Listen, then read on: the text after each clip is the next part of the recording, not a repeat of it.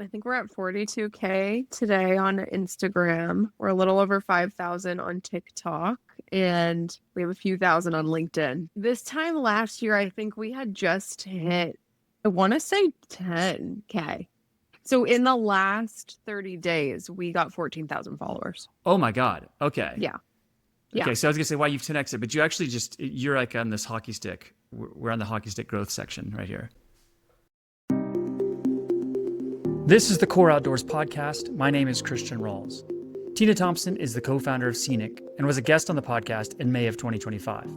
In November of 2025, I read a post on Tina's Substack and immediately sent her a message inviting her back on the podcast. In her Substack post, she wrote the playbook of what has worked in helping her grow Seniq's social media to over 40,000 followers in a very short time. This conversation is a deep dive into Tina's playbook of how she actually reduced the amount of time she spent each week making content, while at the same time doubling their follower count. A quick sidebar before we jump into this conversation. Social media is a double-edged sword. For brands that sell physical products, it's extremely difficult to be successful today without using social media as a marketing channel. That's why I brought Tina on for this conversation. Her playbook is worth following. While at the same time, I can't publish an entire episode about growing on Instagram without acknowledging the swamp that social media can be. These are some powerful algorithms that are sucking a lot of time out of people's lives. The irony of outdoor brands encouraging people to get outside through promoting ourselves on social media is not lost on me. It's a weird situation. But I'm a person who likes to embrace nuance, and I believe you can too. Okay, sidebar complete. Enjoy this conversation with Tina Thompson of Seniq.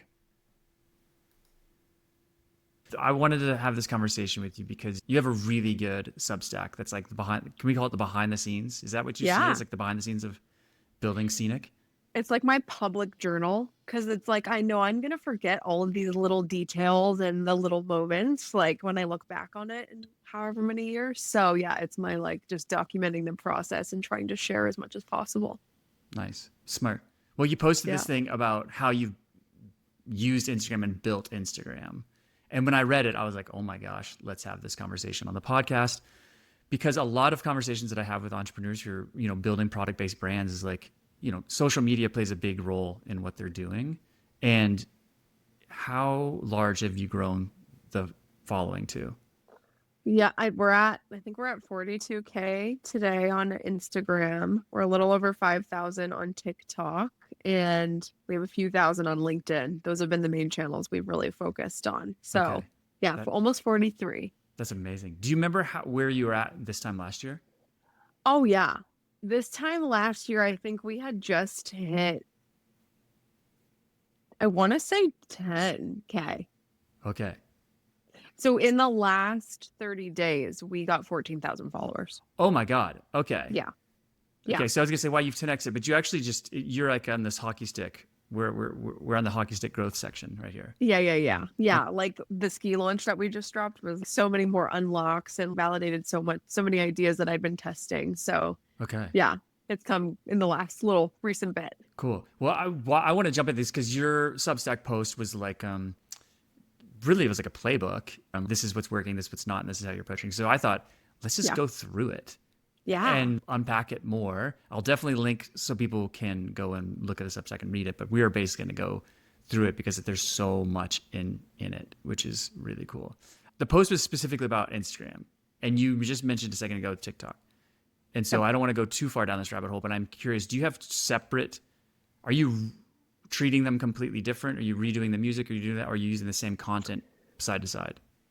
I would say 99% of our team's efforts are going into Instagram. If we have like extra time during the week, which is often not the case, we may test out a fun few different videos on TikTok, but mainly they're just repurposed on both channels. Okay.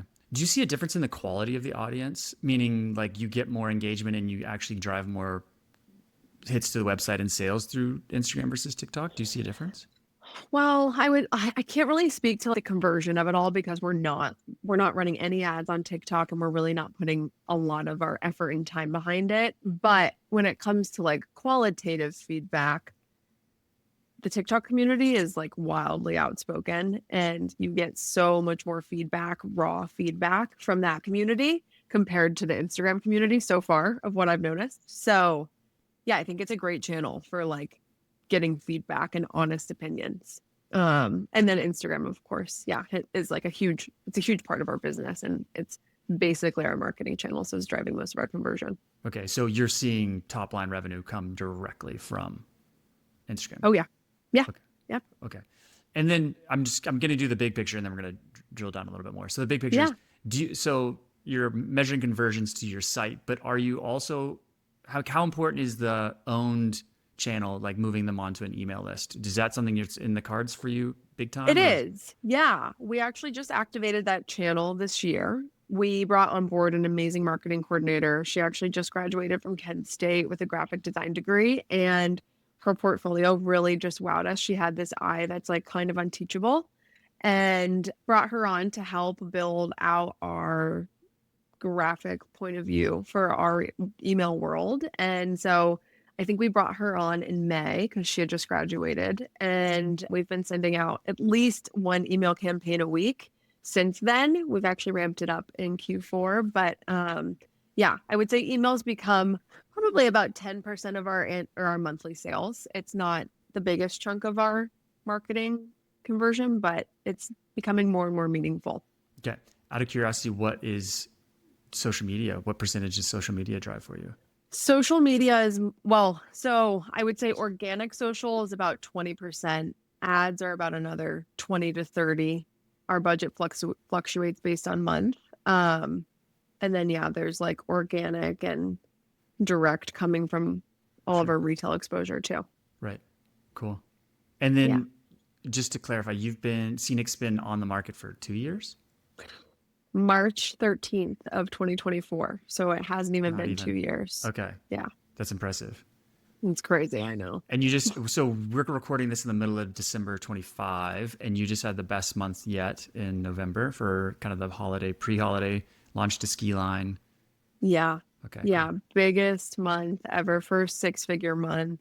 And we set like 3 tiers of sales goals. There was like the conservative, the like, we think we can do this, and then like, there's no fucking way you can do it.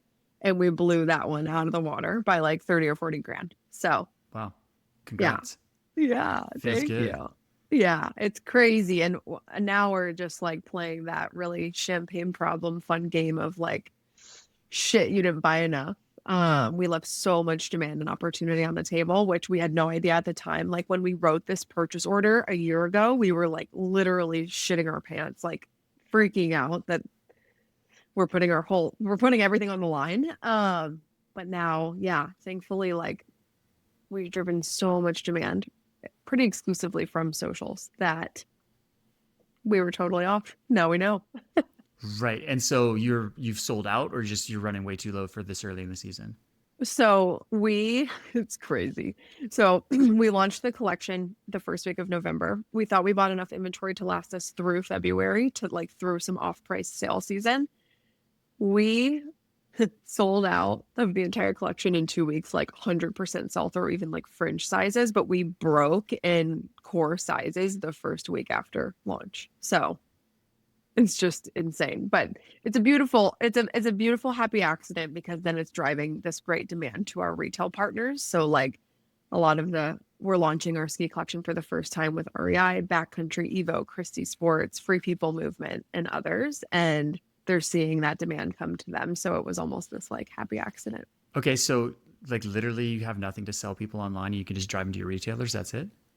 Like literally. Yeah. Wow. If you go to our website, it says sold out, sold out, sold out, sold out, sold out. I mean, we have other product other than ski. Sure. We have trail products left in stock, but ski is sold out. That's so cool. It's crazy. It's like, this wasn't even in the range of like possibility. You know what I mean? Like we're just like living in this weird reality. Okay. Well, let's dive into how you did this then. Because that's like, that's some proof. It's good to start with the proof. That's really amazing. Good for you. Okay. So you've blown through your numbers, blown through your inventory, and you did it all. Well, not all. You have really amazing retail partners too, but you've driven a lot of demand through social media.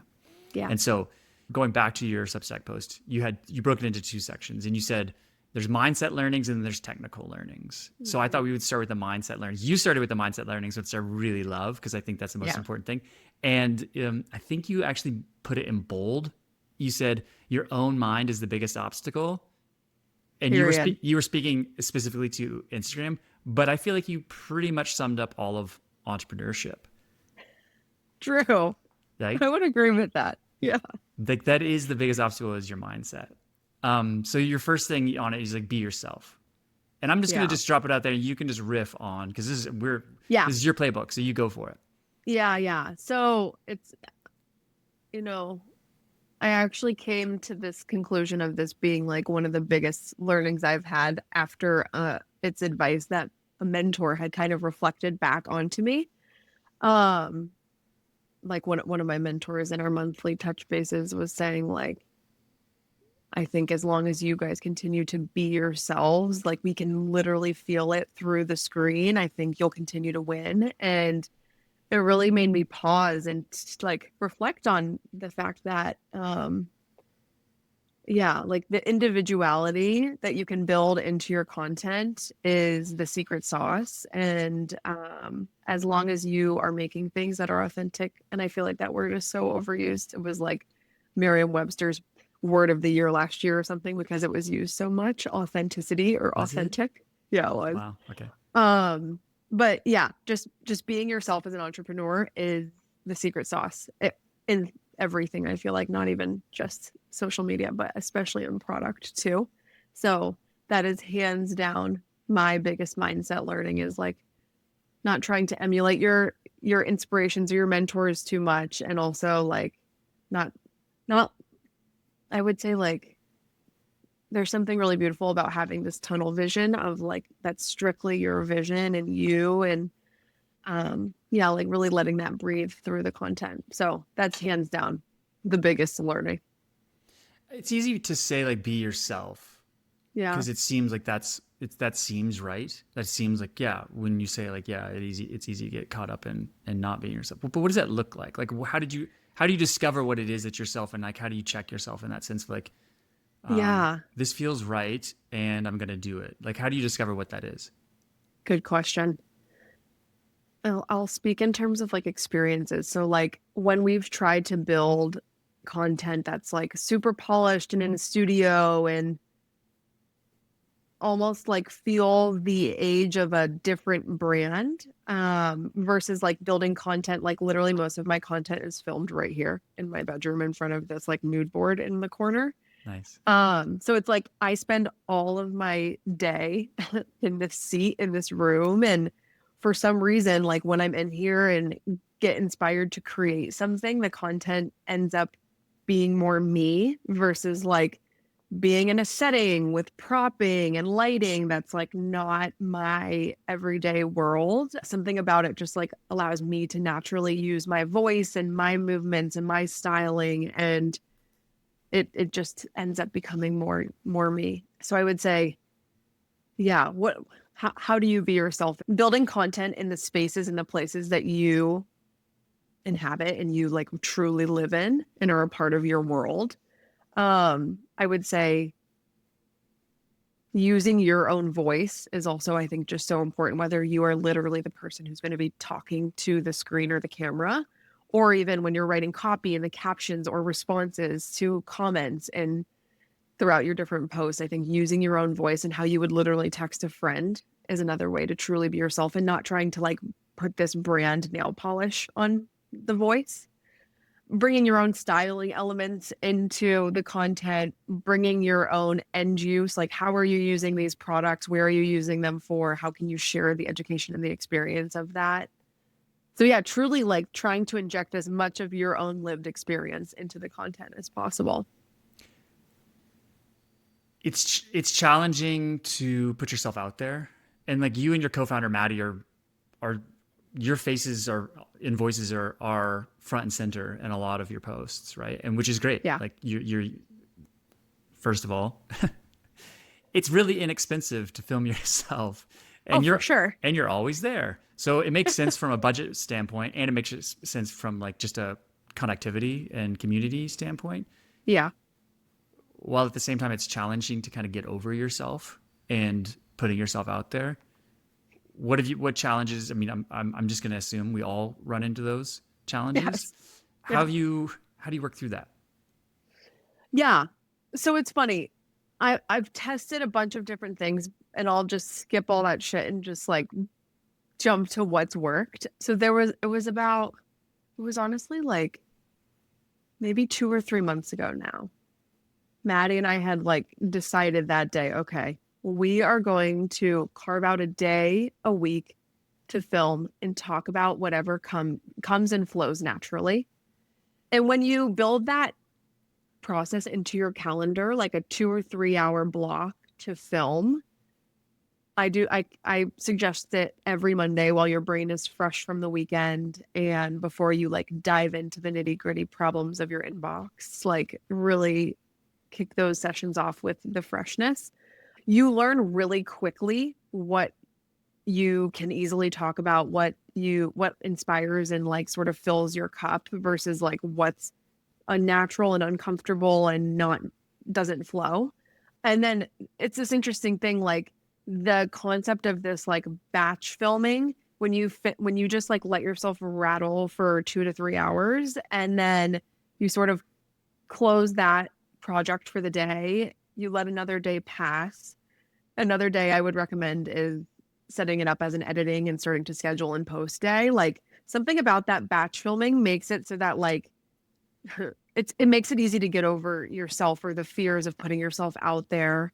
It's almost like then you're like in this mindset of like making this content as interesting and entertaining as possible. It's almost these like two different mindsets versus like if while you're filming you're thinking about how to be entertaining and how to be captivating and hopefully create something that's going to go viral, like that totally is the wrong mindset to have while you're actually creating.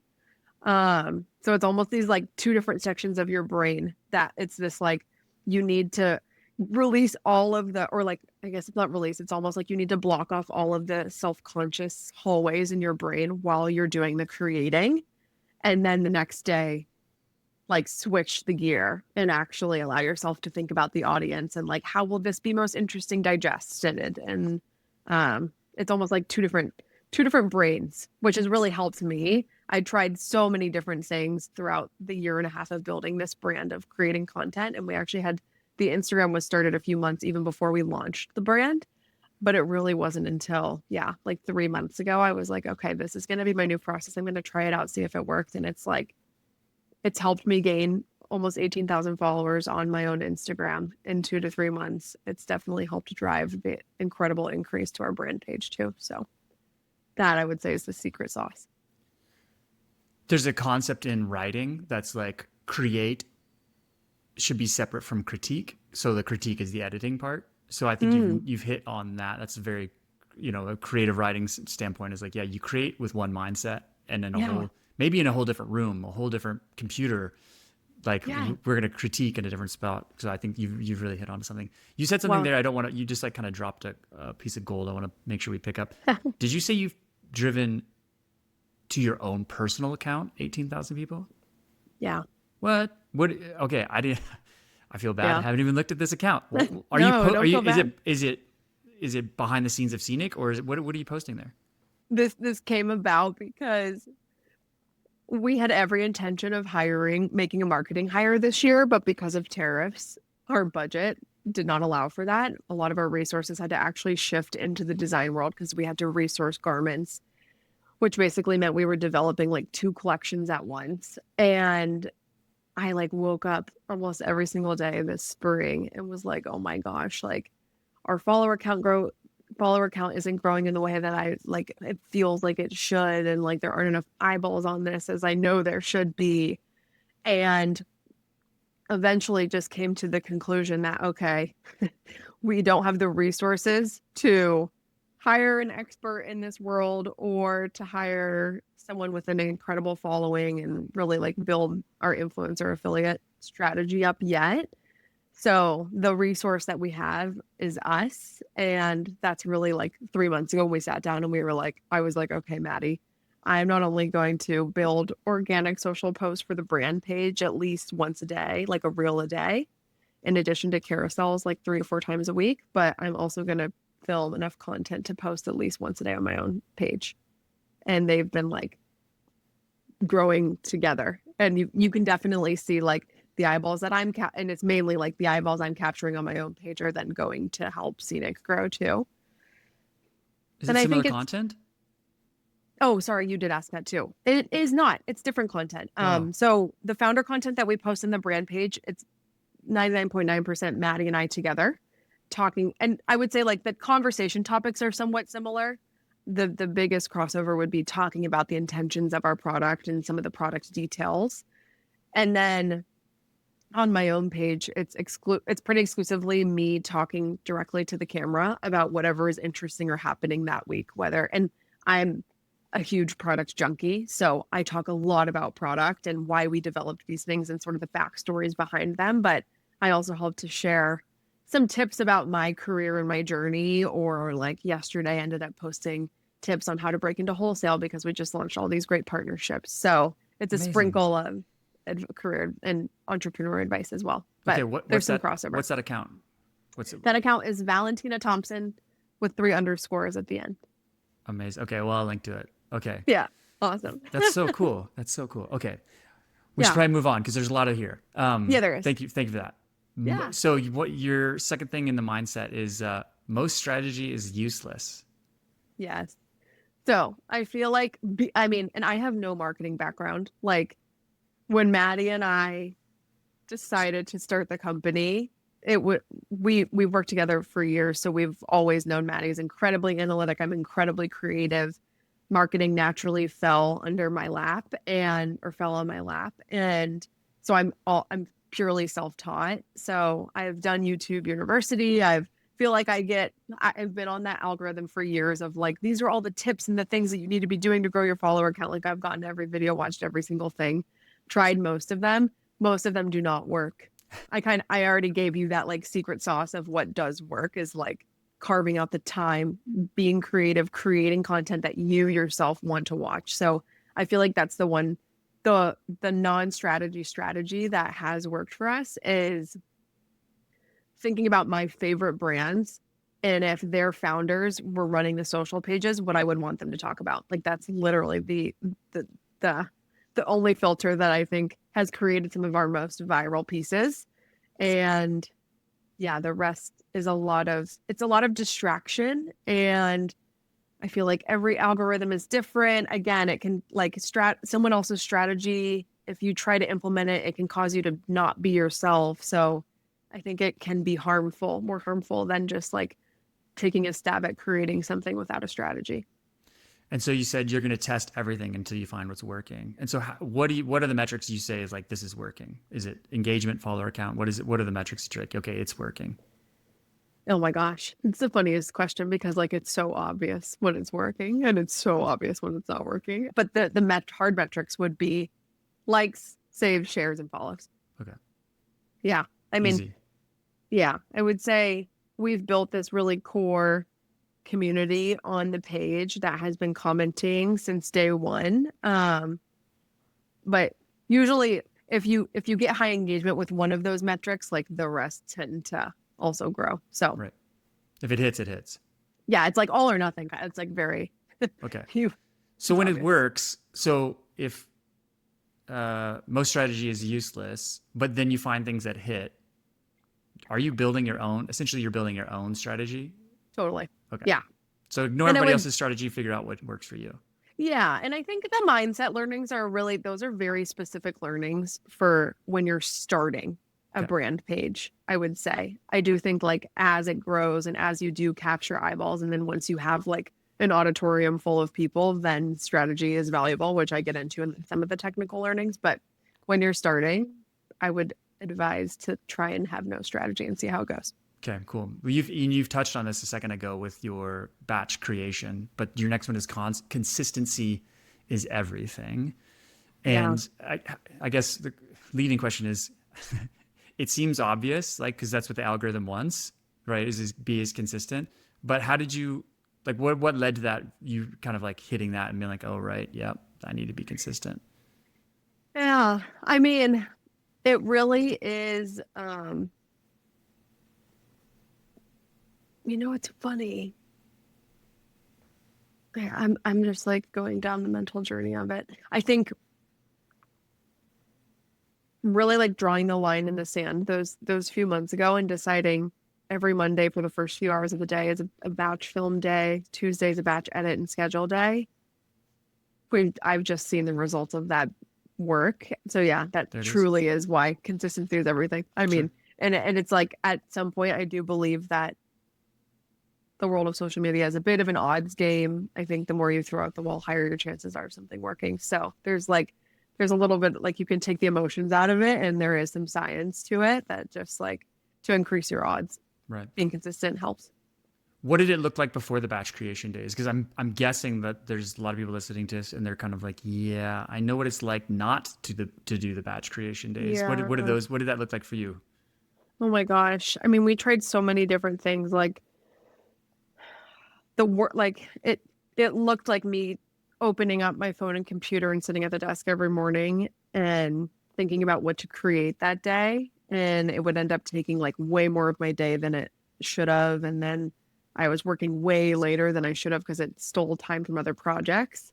I would say too, it was also a time when we were leaning on some other like friends and like early adopter creators of the brand to make content for us. And I think just as you're building your own brand page, like really having your voice as the idea and the creator behind the brand singing the mission is just like it's the best marketing tool that you have. That's what it looked like before. And now, I mean, we have the opportunity to balance out now. I think like I'm excited to introduce other voices of the Seniq brand now that we have some more eyeballs and more audience.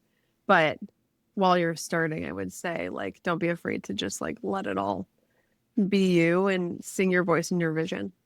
What do those batch creation days look like? So you walk in on a Monday and you're like, okay, we've got 2 to 3 hours. Are you coming in with concepts and ideas of like, okay, I want to try this? Or are you literally just coming in there and be like, let's just freestyle it? I come in. Well, I've already been in this room because I sleep in this room. But I decide to sit down and I open up and there's just something weird too about like always filming on TikTok. I don't know. It's just there's like weird little quirks that are probably individual to each person, but um TikTok has like such a beautiful filming screen that makes it more interesting, I think, to film. So I'll sit down, I'll scroll a little bit and like just see what some of the most recent trends are and like what some of the other founders I'm following are talking about last week. And then I do end up also typically looking at my calendar from the past week and trying to reflect on like, okay, what's the state of the business at this time? Are there any new samples we have in that I can talk about? Were there any major unlocks or learnings from the last week that I can really talk about or partnership launches? And then it really is 2 hours of me sitting and talking to the TikTok screen.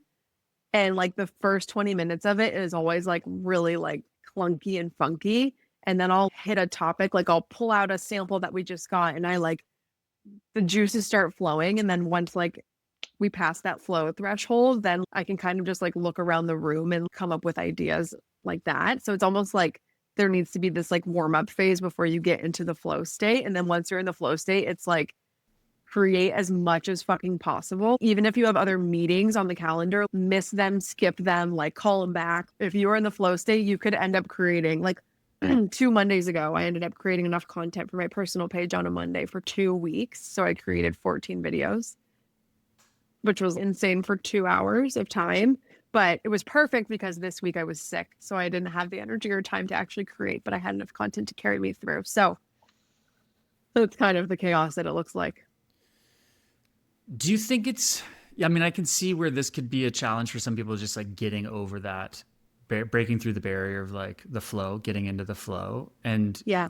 you definitely have, it's hard no matter what. But you do have this wonderful strategic advantage, though maybe it's not strategic, it's just happenstance, is that you have all this really wonderful product that you can try on and put on and show. And Yeah. like, did you ever think about what it's like, or do you have examples of what it's like for people who, or for brands who may not have that similar type of, like, how do you go about it if that's not what your product, if you don't have a full apparel line to be able to like pull from? Do you have Yeah. ideas about what that would look like for other people if we were to transfer this to another brand? I honestly haven't thought about it in depth, but I will say, I mean, there's so many accounts that I follow. I mean, I don't even follow. I can't think of many people that I follow who actually show their product and try it on in the ways that I do. I think most people like one of my favorite follows is a guy who like literally sits in a chair in his living room and gives life advice. So yeah, I think you definitely don't need a physical product to hide behind. It's kind of is like a little bit of my thing that I can hide behind, but I also am so passionate about it that it like gets my flow state turned on pretty quick. So I would say, yeah, figure out what gets your flow state turned on. Like, what's the topic that you can talk about to no end with very little thought having to be had about the topic.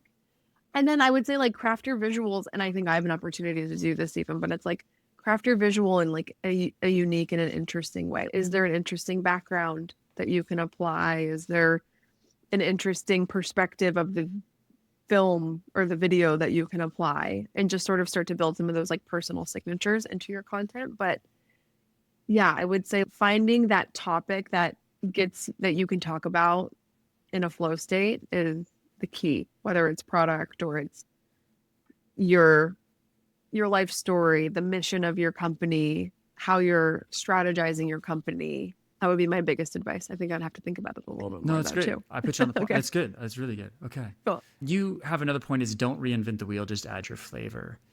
Yeah. And you just mentioned like there's people that you're watching, there's other founders you're watching. So I guess one question is, who are those people that you're emulating and you draw a lot of inspiration from? And then what's an example of how you add your flavor to something to make it yours? Yeah. So the context behind this learning really is, I mean, we've been building this page for the last 2 years and we've tried almost everything, which so much of that is like trying to literally create something that's gone viral for another brand. And just 9 times out of 10, it does not work. So that's just the biggest learning. And okay, so your question was people that I follow. Yeah, you've mentioned like, you'll go scroll and see what other founders that you're interested in. Like, so just a couple of those examples, like who are those? I mean, and if you don't want to give away the secret sauce, you don't have to. Oh my gosh, no, I'm all for it. I'm all for sharing. My hands down, my favorite founder right now on TikTok and Instagram is Abby Price of Abode. We went to the same college. We were like in almost close friend groups. But she runs this really beautiful custom embroidery shop on Elizabeth Street in Manhattan. And she just does an amazing job at sharing so many behind the scenes details of her business, whether she's talking through like her results from Black Friday or how she has 25 team members and this is what all of them do, or showing custom embroidery. Like she shows product, she shows business structure, she shows financials. She just really gives us a well-rounded peek into her world, which is so cool as an audience. So yeah, I have learned through the brand page that it would not benefit me or Abby for sure to completely copy one of Abby's topics and create a reel of my own in that same topic. But it's like, if I'm inspired by the fact that she's being transparent about talking about finances, and there's something really cool about a female founder talking about the financials of her company, because you just don't see that often. How can I inspire someone in a similar way? And like, what are the words and the topics and the stories that I'm going to share to inspire that way? Any specifics of like where you've seen somebody do something where you're like, oh, I'm going to do that, I'm going to add my spin on that? Oh gosh. I haven't filmed it yet, but I was very inspired by how she shared her Black Friday results. And she sort of walked through like a really high level P&L. It's on my plan to film something like giving a little bit like, and it's not actually with the intent of being transparent about our finances, but it's actually with the intent of like showing that as a woman, it's okay to talk about money and the financials of your business, and actually money being a driving force for wanting to build this business. So I haven't filmed it yet, but that was one that I was inspired by. Do you know Mallory Oteriano from Ewer? Do you I know? do. Yeah. We've It's talked on the phone once, but okay, she does cool. a great job too. Yeah, the thing that kind of popped her off was her breaking down the pricing behind how much a garment costs. Yeah, that was awesome. Yeah, and so that just made me think of that. Um, Yeah, she's great. there's one that I think I've referred to before on this podcast, but it's so funny. Like Stephen Bartlett, Diary of a CEO, like the most popular podcast currently, I think. And I'll listen to it on occasion. Sometimes, I mean, he has amazing guests. He's very good at what he does. But I will religiously watch his other YouTube channel, which is Behind the Diary, and Oh, it's just him. It's like literally the behind the scenes of him growing his businesses. It's to me, cool. it's like way more fascinating because he's just like Awesome. kind of pulling back the curtain a little bit, and it just kind of goes back to the point. It's like this is what grows your community. This is what grows your potential customer base. Is like when you're building in public, people want to connect with the people behind the business Yeah. and see I what's mean, happening. it's a strategy that like the Fortune 500s and these big box brands of the world are trying to implement and are unable to. So as startups, this really is like our competitive advantage. And I've learned in the last few months, like truly using that competitive advantage can change the trajectory of your business. I mean, like kind of overnight. So Most it's definitely. huge. Yeah. Most definitely. Your last point in the mindset category was fun is key, which I can tell that you have fun. I'm glad you could tell. I feel like I should have more fun. I'm like, sometimes I'm like, God, I'm like working too hard. Like, I need to have more fun. Okay. Well, that's understandable, but at least you're giving off the vibe of fun. Well, nice. That's great.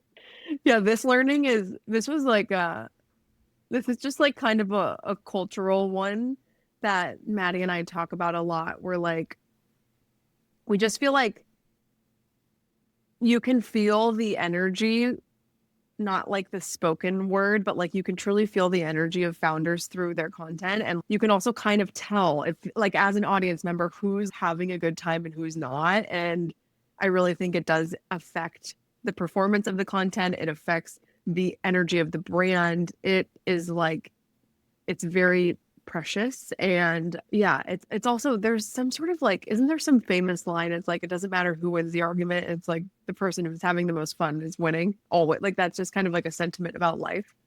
So it really feels like it applies to social as well. Like if you're sitting there trying to force yourself to talk about a topic that like you obviously is not natural for you or fun for you, like most likely the content won't perform as well. So it's a very like symbiotic relationship between this like flow state and your fun level and your passion behind it. Yeah. And you mentioned that not everything works. Sometimes you have some flops. So, Most things won't work. okay, most things won't work. What do you do when it flops? Like, what's your kind of, and I'm sure you've had to learn this and you're still in the midst of learning how to deal with the flops. But like, what's the positive self-talk that you go through when something flops? I would say this is probably why like the batching of it all is kind of important because if you have some sauce scheduled post flop, like you have this like light at the tunnel at the end of the tunnel, right? You have this like, oh, okay, interesting. Like that didn't work. Hopefully, my three other experiments that I took this week did work.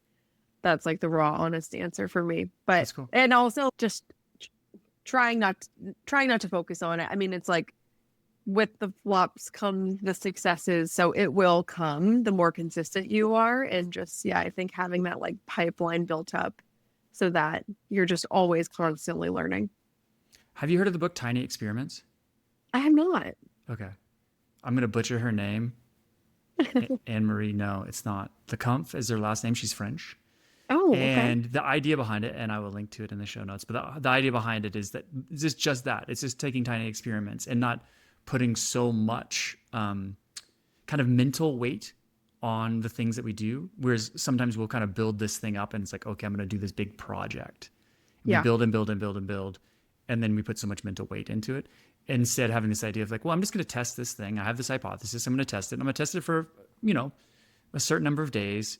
And then I'm going to take it. I'm going to reflect and I'm going to take what works and leave behind what, so it's like this like idea of, instead of making one big $10,000 mistake, I may just make a few $100 mistakes Totally. to save myself. I mean, it doesn't always necessarily always have to deal with money, but it's the idea of building on these little ideas that we have. And it's like, oh, that didn't work. I'm just going to like let that go and not put so much of my own personal value, like, Yeah, I think it helps take the emotion out of it. Like when you think about it as an experiment, it's like it's not tied to your personal image and self-worth, right? It's mm, like you're allowing yourself that creative freedom to be you, to not necessarily resonate with other people. Like it almost takes the emotion out of it and allows it to just be this art, really, because at the end of the day, like all of like we're building these little tiny creations, and not all of them are going to resonate. Most of them, again, so will not. But yeah, I like thinking about it in that way. Actually, it's something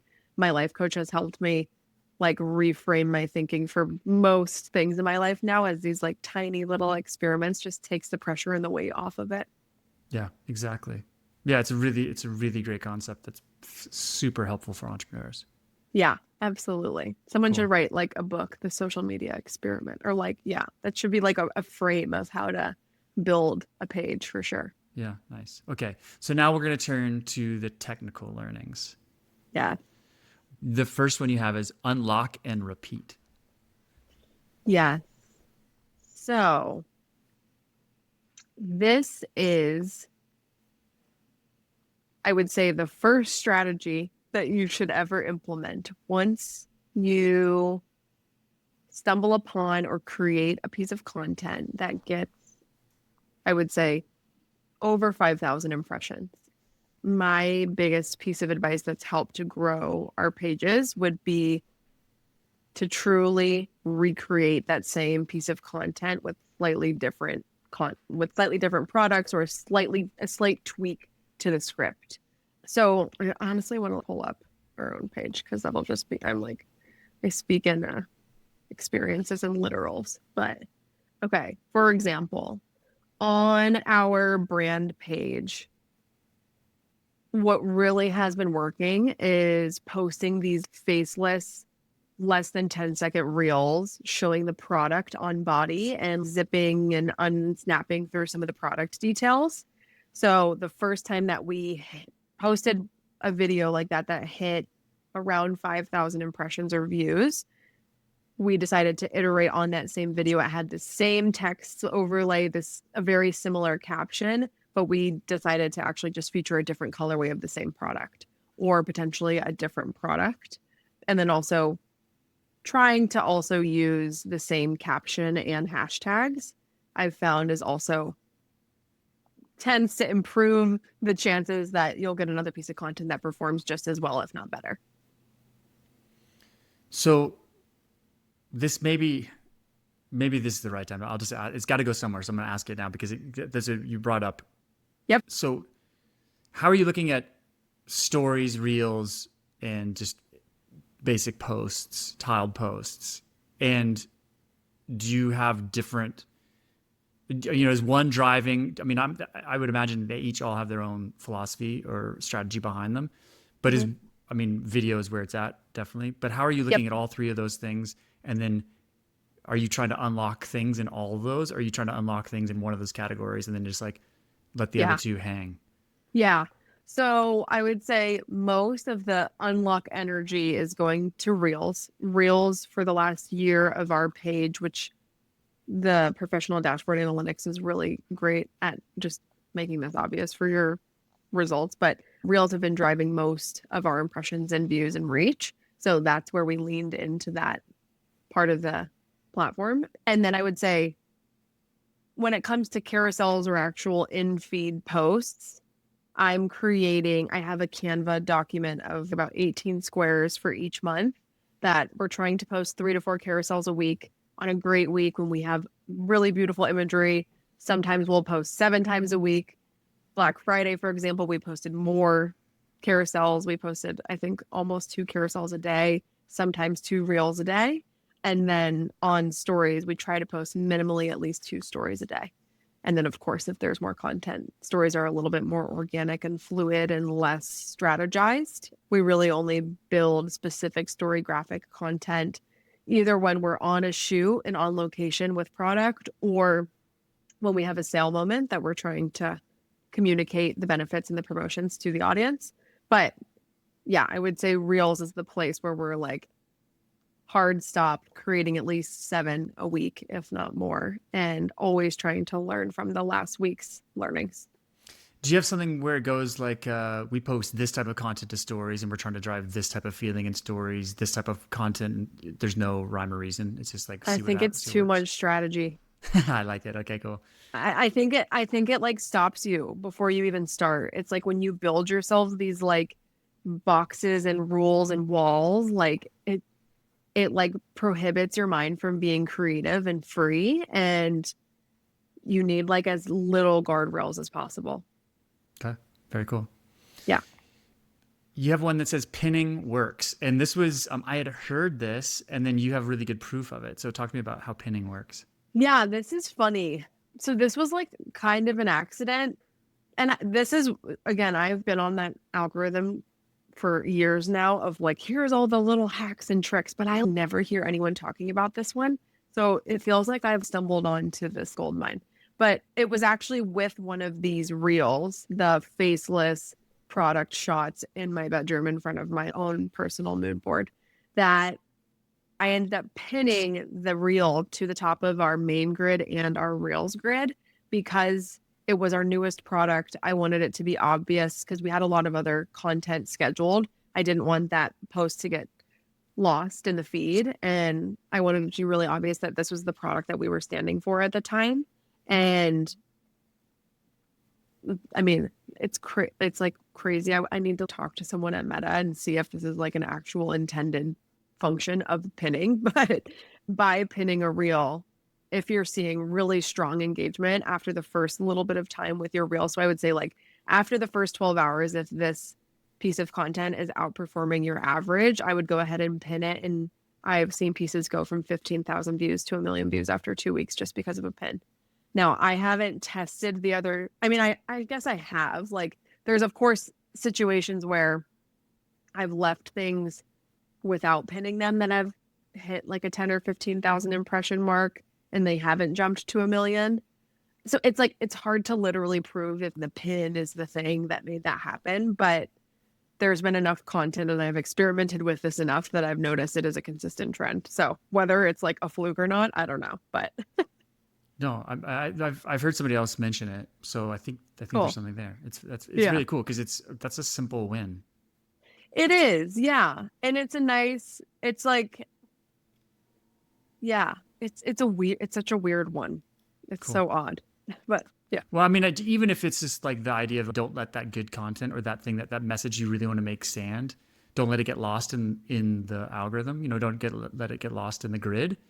Yeah. Even if it doesn't hit viral status, it's still good to pin it there. It's just because this is the message I want people to make sure that everybody sees this when they visit. So I think that's Yeah, it's also even more than that too. It's like, because truly pinning something that is not outperforming your average it won't metric wise improve anything. Sure, it will help share your brand message, but I think the even bigger overarching learning is don't be afraid to make bigger.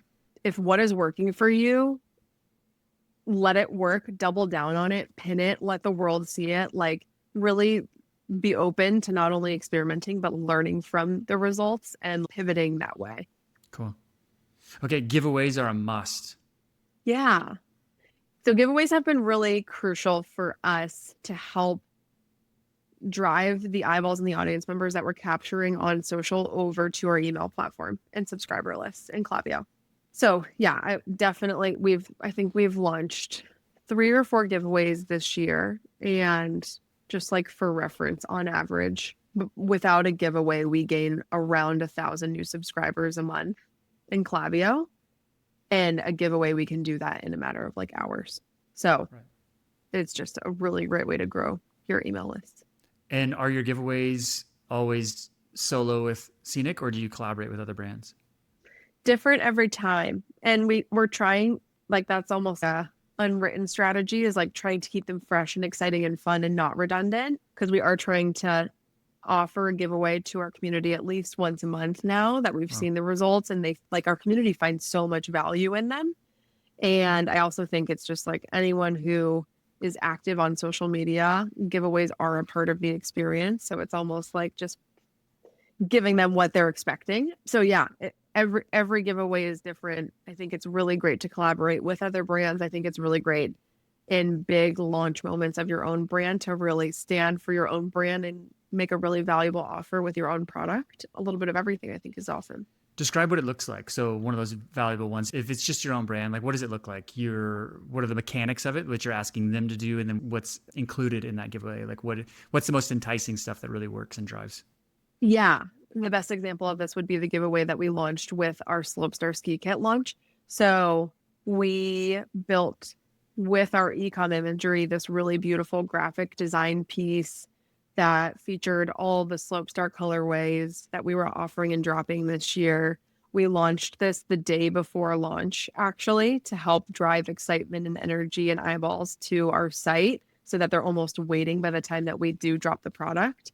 And the asks from the viewer are to like the post, to follow our account, to tag as many friends as they want in the comments. Each comment counts as an entry. So the more comments someone gives, the more entries they are entering into the giveaway. And then they also have to subscribe to our email list, which there's a link in the bio that makes it really easy for them to subscribe while staying in the platform. But that's what we're basically asking of them. And then we select one winner. They have to be based in the US so far. And we gifted the winner of that giveaway an entire Slopestyle ski kit, which ended up being an incredibly coveted giveaway because we sold out of the line so quickly. So we actually have to purchase the kit from one of our retailers in order to gift it to the audience member, the community member, because we don't have anything to give them from our own stock. That's hilarious. That's hilarious. Yeah. Yeah. Well, good problem to have. Yep. Are you doing what? Do you use any software? What do you use to like manage that? Is there any like tricks you have about managing that giveaway in the sense of like the subscribing? They're just clicking through. And it's just straight to Klaviyo. Okay, and it's just trust that they did it. So in order to like when we select winners, we have our marketing coordinator. She basically like does a randomized, almost like drawing from the hat, and then we triple check that they followed all of the rules and actually did what they were supposed to do. Yeah, but no, there's no like super special platform. Great, I love it. Yeah, simple is best. Totally. And such a low cost way to acquire like really, really engaged customers and be able to speak to them on another channel, right? That is email. So yeah, it's been pivotal.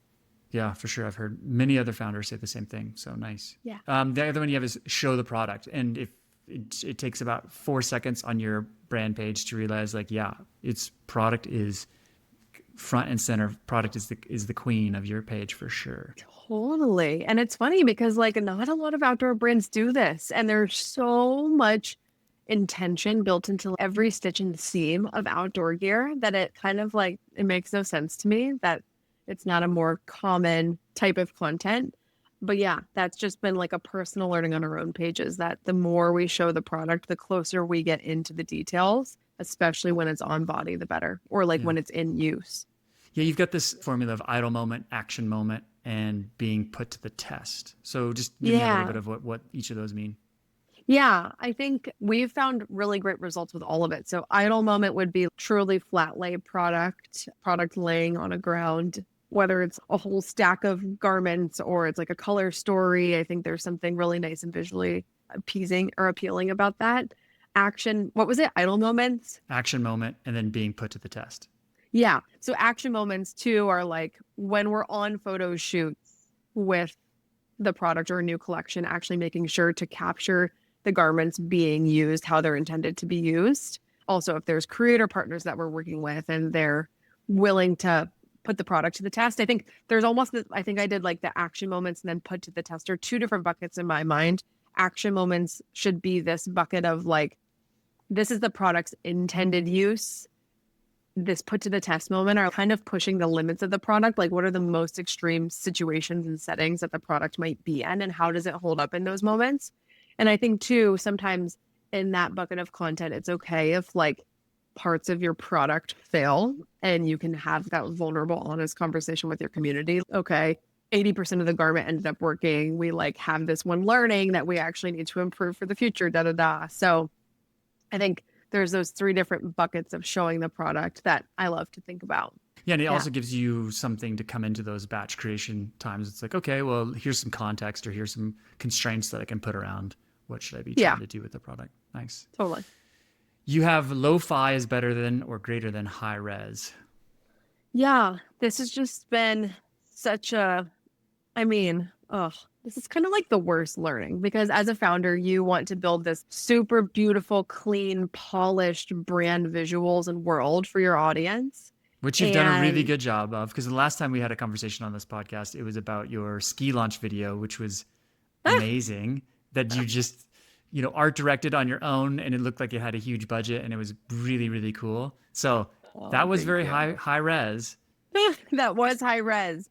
And what's funny about that, actually, because we chopped it up and like made it so like sound bitey, it ended up performing pretty well for us. But most times when we film something with a DSLR camera in some sort of studio setting that has like an extra lighting enhancement, the content just does not perform as well as if you pick up your phone and film something in the corner of your room. So, wow. Yeah. I think it's interesting, this idea of like high res, because I think this is what kind of gets in our way sometimes is when we hear or see something that just looks so quality. Like we're drawn to that quality of like almost in amazement, like, wow, that is so high quality. And the kind of creator in us is like trying to break down, like, how did they do that? Da, da, da, da. Yeah. But then I think there's a whole different part of our brain, if we were to actually investigate what's going on internally, is that when we see those iPhone shot steady, somebody on a walk and talk or whatever it is, the talking head at their desk, and we're probably way more aligned mentally with those lo-fi. Yes, we're drawn to those high res, beautiful, whatever the content is, like, wow, that's amazing. But it's a totally different part of our brain. And it's like less connection and more admiration. Oh, for sure. And it's this like false sense of having your shit together as a company. And like, it's almost like as a founder, you're constantly trying to sell your brand, your mission, your passion, why this thing should exist in the world. So it's like, there's this, it's a total like false perception that if you have this squeaky, shiny screen over all of it, like it will be valid. People will understand it as valid, but it makes sense on paper. But in reality, it's totally the opposite. I totally agree with you. Yeah. It's not real. It doesn't resonate. It's also you trying to be something you're typically not for all the reasons it doesn't work. Yeah, it's so interesting. Okay.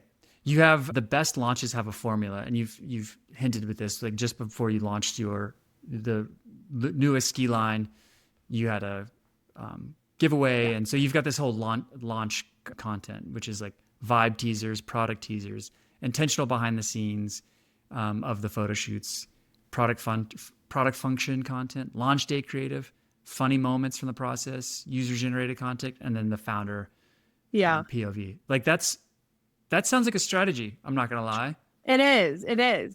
This is the part where I think, once you build a little bit of a base, let's say once you build 3,000 to 5,000 followers, and then you're consistently launching new products, this is a strategy I would definitely recommend you take. And this is a playbook ripped directly from Glossier.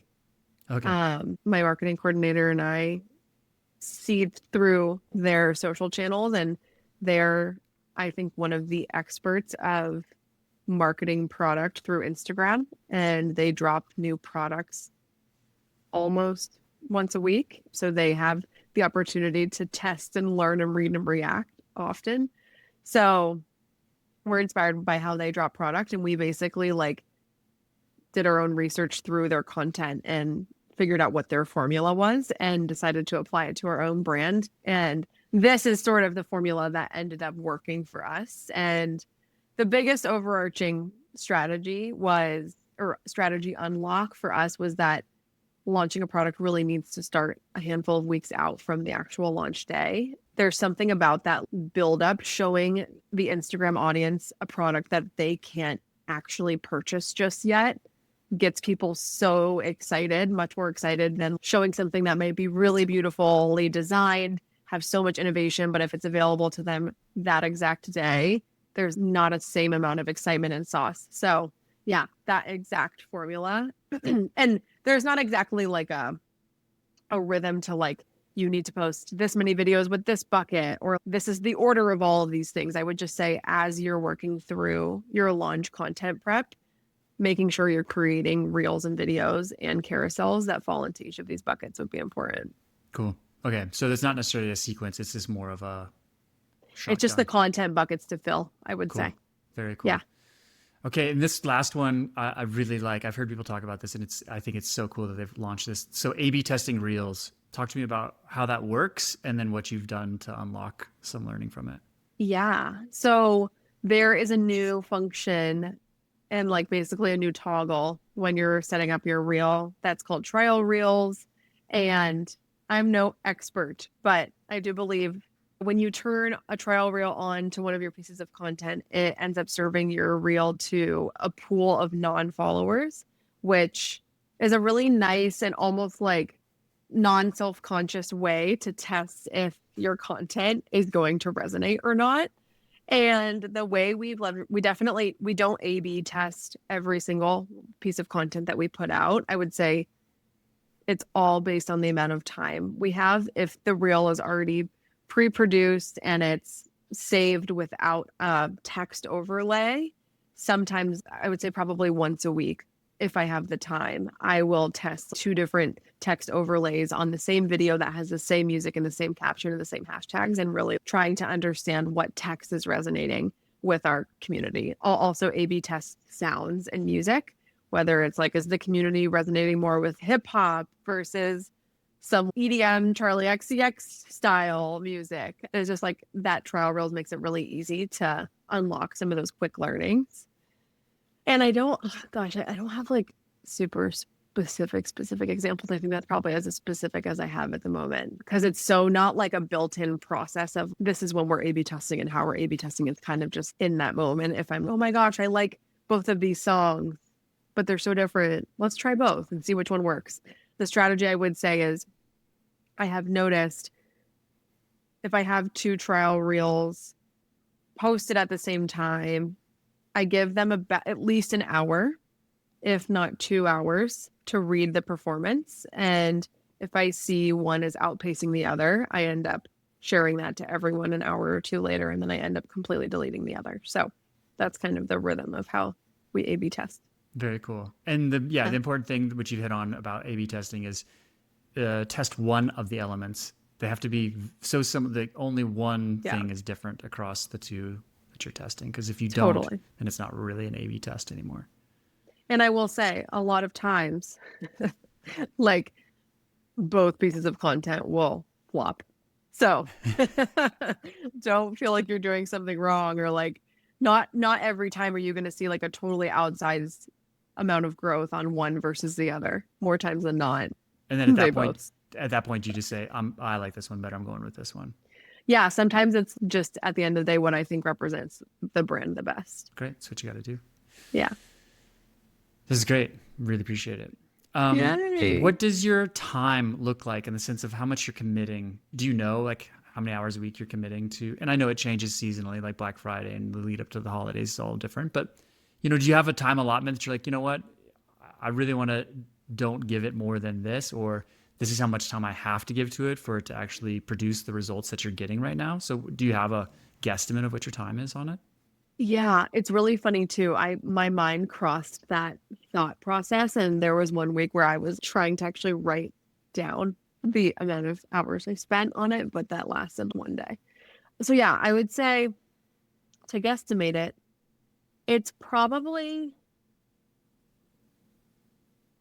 at this point, now that I've kind of unlocked some of these formulas and things that I can just repeat into, it's probably now 5 hours a week, if I had to guess. Cool. It's the 2 hours on Monday, 2 hours on Tuesday to edit, and then just like checking in a few hours the rest of the week.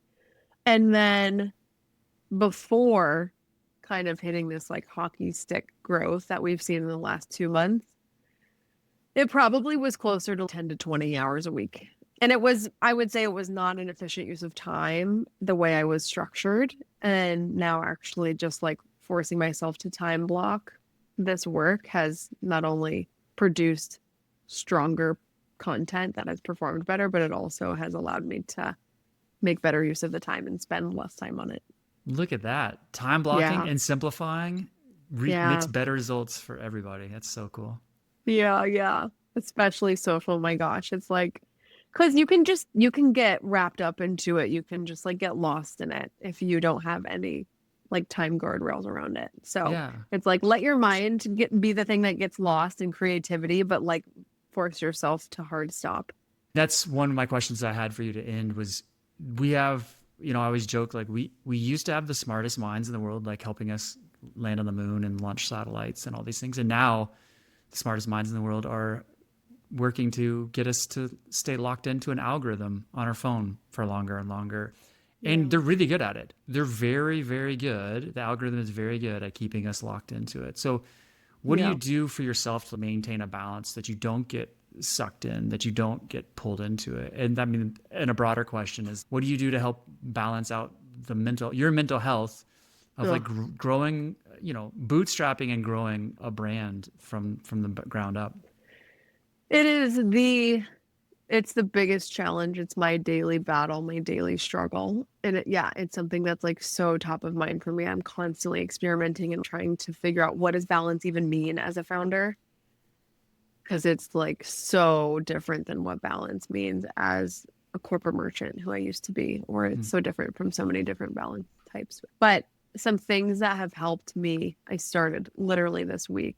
I'm trying to work on this habit of not looking at my phone in the mornings at all. So like literally just waking up, saying a prayer and getting out of bed and walking my dog and starting the day. And that really has kind of changed the fight or flight of my mind, which of course I knew it would, but it was just like really hard to kind of rip that Band-Aid off. But thankfully being sick this week kind of allowed me that space to actually do it. Gosh.